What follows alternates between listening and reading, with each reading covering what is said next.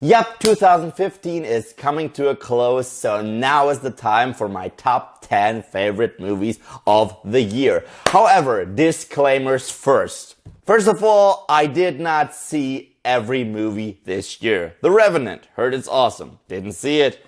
Kingsman, didn't see it. I don't know whether or not these movies would have made the list because I don't live in a reality where I can predict this kind of shit. So you just have to deal with my list without taking these movies into account. Also, you will see some movies that I have given a silver medal above movies that I have actually rewarded with a gold medal. And why is that? Well, because this is my very subjective list. These are not reviews. This is the I enjoyed the living shit out of these movies list. So subjectivity all the way. And last but not least, you will see movies on this list that I have not reviewed. And why is that? First of all, because some of these movies I saw before I even started this channel. And second of all, I spent the last days catching up on a lot of stuff that I missed throughout the year in order to do this list justice. So disclaimers have been disclaimed. Let's do this. Number 10. Coming in at number 10 is Krampus. And yes, I know this movie has only gotten mediocre reviews. A lot of people hate it. And in all honesty, I don't get it. This movie to me is a modern holiday classic. I believe that this movie will be a cult classic. It combined heart, horror, and humor and hit all the right notes for me. It's funny when it needs to be, it's heartfelt when it needs to be, it's creepy when it needs to be. The practical effects were awesome and it harkened back to a time when movies like Gremlins were still a thing. Number 9. Coming in at number 9 is Straight Outta Compton. This movie surprised me on so many levels. First of all, it's a biopic about a group of rappers. And normally when you have a biopic about rappers, you have what 50 Cent was trying to do with Get Rich or Die Tryin'. An unrelatable, oh I'm a tough guy flick with no substance whatsoever. Straight Outta Compton, on the other hand, was a great story about the music industry, about the underdogs, about racism, and about the time period. Because it captured the essence of what was going on in America in the 80s.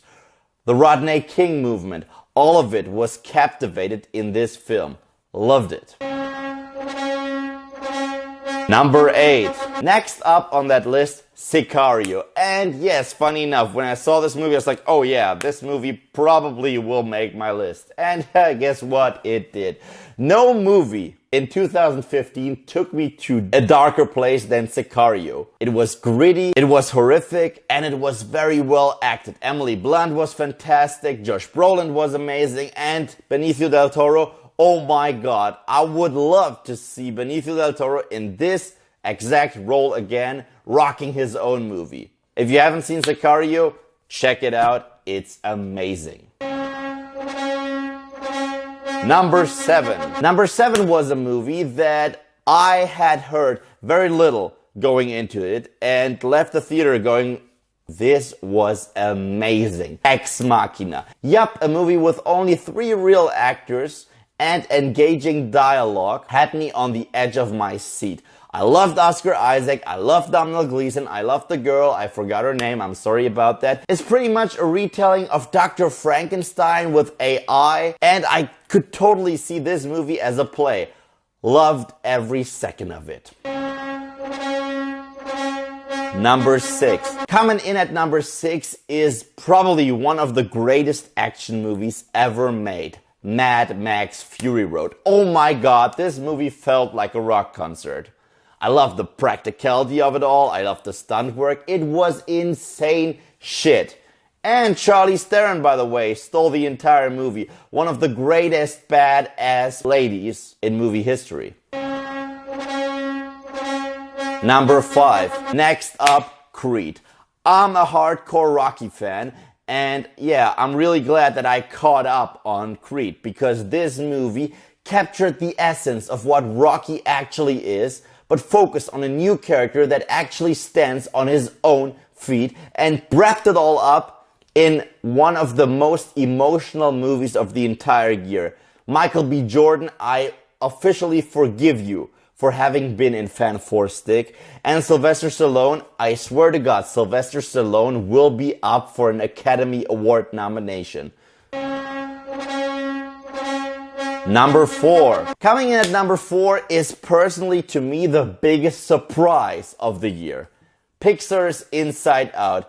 That movie made me laugh, it made me cry, it made me think of me growing up and what was going on inside my head. This movie wasn't just great, it was fucking brilliant. It hit all the right emotional notes, but it was also intellectually a masterpiece. I can totally see this movie being dissected in psychology classes. Number 3. I spent the entire summer reviewing every single Quentin Tarantino movie leading up to this one, and boy, was it worth the wait. The Hateful Eight. I loved every second of this movie. Having 8 people who are all despicable assholes.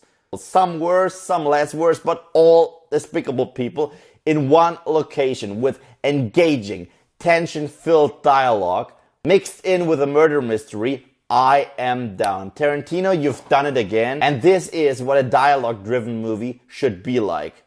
Thrilling, engaging, without any dull moment. I can only say that I can't wait to see this one again. Number 2.